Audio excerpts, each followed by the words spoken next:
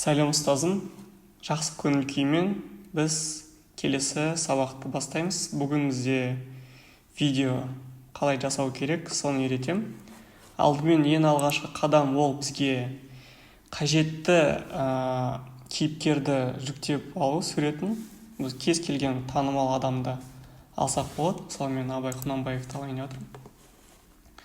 Бізге сурет таңдаған кезде өте маңызды ол кейіпкер, яғни оның портрет, яғни бюст ретінде бір кез келген суретін таңдап алу. Мысалы мен қазір таңдап алдым. Мысалы осы сурет ұнаса, кейін оны біз жүктеп аламыз, яғни мысалы түн оң жақ батырмасын басамыз. Кейін мына бізде сохранить картинку как деген не шығады, вариант, соны басамыз. Кейін екінші маңызды зат ол біз оны қайда сақтаймыз, өйткені көбісі сақтаған жерін ұмытып кетеді. Мына көбінесе рабочий столға қойсаңыз, өзіңізге ыңғайлы болады. Менде ол сурет мысалы дайын. Мен былай жүктедім. Жүктеп болғаннан кейін екінші маңызды зат ол жасанды интеллекттің атын жазу, яғни Google ашамыз. Ол жаққа біз DID деп жазамыз, осылай. Кейін ең бірінші тұрған сілтеме, мына осылай тұрады, соны басамыз. Сіздерге осылай ағылшынша тұрады, ештеңе етпейді. Біз мына жақта қазақ тіліне аударсақ та болады, немесе орыс тіліне аударсақ болады. Батырма мышканың оң жақ бетін басқан кезде, қазір мына менде загрузка болып отыр, сәл күте тұрайын. Болды. Так. Менде мына қазақшаға аудару деген қазақша аударсам. Менде так. Мынандай бір батырма шығады, осын бассақ. Сіздерге осындай бір студио деп ашады. Әзірге бәрі ағылшынша болып тұр, ештеңе етпейді. Бізде осылай create video, яғни осындай бір терезе шығады. Кейін келесі зат ол create video басамыз. Create video басқаннан кейін сіздерде осы жерде кейіпкерлер шығады. Яғни сіздерде ол сурет болмайды, менде ол сурет бар. Мысалы, ол суретсіз, сіздерде ол сурет болмайды. Сіз осы жерге плюсикті басасыз. Плюсик басқан кезде сол рабочий столдағы сол суретті таңдап аласыз. Таңдап алғаннан кейін открыть, ашу батырмасын басасыз да, ол кейіпкер сізде осы платформаның ішіне қосады. Ол біздің Абай Құнанбаев не істеді. Бізде келесі ол эмоция таңдау. Яғни эмоция таңдаған кезде біз өзіміз қалаған эмоция таңдаймыз. Қазақша аудардым. Менде табиғи, яғни бақытты немесе күрделі деген серьезный деген сияқты, или таң қалу деген сияқты 4 эмоция бар. Негізі табиғи режим таңдасаңыз, сол более естественно болады, немесе бақытты түрде болады. Өзіңіз қалайсыз, солай жасайсыз. Екінші ең маңызды зат ол яғни тілін таңдау. Спикер, яғни адам қандай озвучка жасайды. Бұл жерде Zira деген, үстінде ағылшын деген осы жерге батырманы бассаңыз, мына жақта ағылшын тілі тұрады. Біз яғни қазақ тілін таңдаймыз. Кейін қазақ тілін таңдаған кейін енді сіздерде егер кейіпкеріңіз әйел кісі болса, Айгүл деген қазақ тілін таңдайсыз. Егер ер кісі болса, яғни Дәулет деген таңдайсыз. Осы екеуін таңдап болғаннан кейін біз келесі сценарий деген жерге кіреміз. Осы жерге біз өзіміздің дайындап қойған текстімізді басамыз, жазамыз. Так.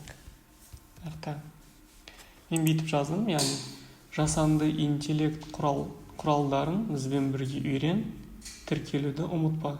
Яғни бізге мына жақта 10 сөзге дейін тегін қолдануға болады. Мысалы, ары қарай бір сөз жазсам, кейде андай не береді. Так. Мысалы, қараңыздар, мен мысалы 10 сөзден асып кетсем, менде осындай бір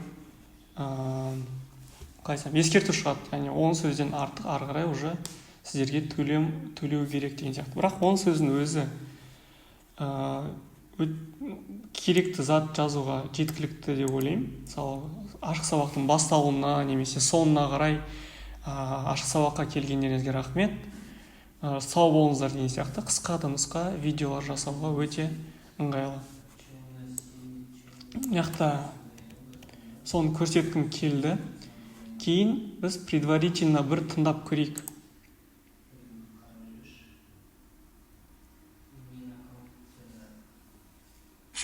Жасанды интеллект құралдарын бізбен бірге үйрен, тіркелуді ұмытпа. Яғни сізге барлығы ұнаса, біз уже мәтіннің барлық сценарийін бәрін жазып болғаннан кейін, мына бізге жылдамдықты таңдауға не береді,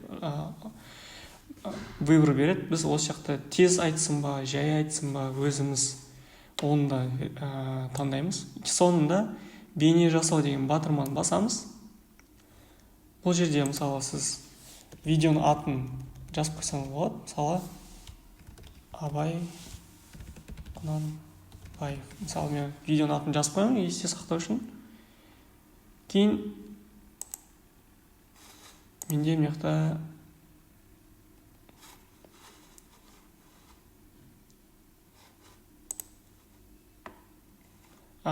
жақта так 14 күн тегін дейді. Егер сіздер енді тіркеліп не істеп жатсаңыздар, сіздерде ары қарай мынау. Так, сіздерге 5 минутқа дейін тегін береді негізі. 14 күн қолдансаңыздар болады. Мен енді бұл планнан осып кеттім. Енді ары қарай төлеуге андай не істейді. Бірақ сіздер мынандай бір бейне жасап болғаннан кейін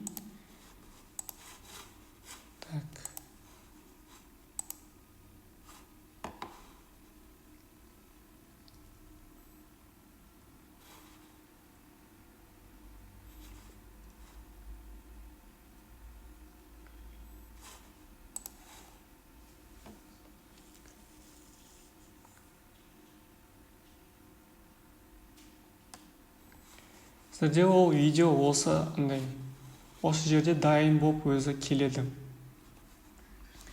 Мысалы, дайын болып өзі келеді. Мысалы, ол дайын болғаннан кейін сіздерде осылай Жасанды интеллект құралдарын бізбен бірге үйрен, тіркелуді ұмытпа. Видео дайын болып өзі сөйлеп болғаннан кейін сіздер оны былай жүктей аласыздар.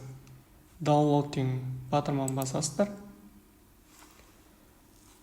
Кейін бұл видео сіздерге MP4, яғни MP4 деген форматта өздеріңіз қалаған тоже рабочий столға сақтап қойсаңыздар болады.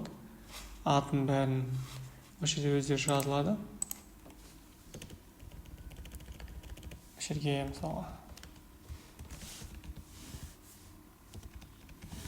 Абай Құнанбаев деп сақтап қоясыздар.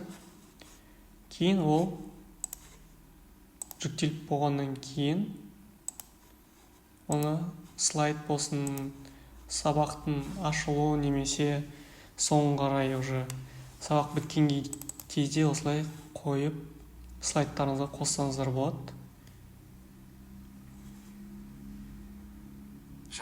Жасанды интеллект құралдарын бізбен бірге үйрен, тіркелуді ұмытпа. Бәрі өте оңай, дым қиын заты жоқ. Тек қана сіздерден Google аккаунтпен осы сайтқа кірсеңіздер болды. Сіздермен бірге болған Комс Академия.